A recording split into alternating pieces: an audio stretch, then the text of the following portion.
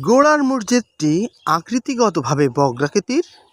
মসজিদের পূর্বে রয়েছে একটি বড় ঘাট বাঁধানো পুকুর, যদিও বর্তমানে পুকুর ঘাটটি ধ্বংস হয়ে গিয়েছে।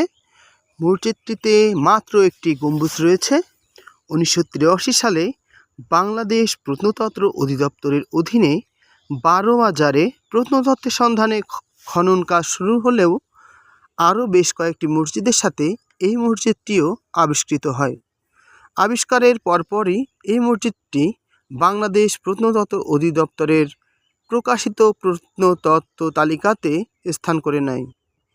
কিংবদন্তি অনুসারে গোরাই নামে একজন সুফি এ অঞ্চলে এই মসজিদটিতে বসবাস করতেন। তার নাম অনুসারে এই মসজিদকে গোরাই মসজিদ হিসেবে ডাকা হয়। মসজিদের পাশে আবিষ্কৃত একটি কবরকে স্থানীয়রা গোরাই দরবেশের কবর বলে মনে করেন। প্রত্নতত্ত্ববিদগণ ধারণা করেন গোরাই মসজিদটি খুব সম্ভবত হোসেন শাহ বা তার পুত্র নসরত শাহের শাসনামলে তৈরি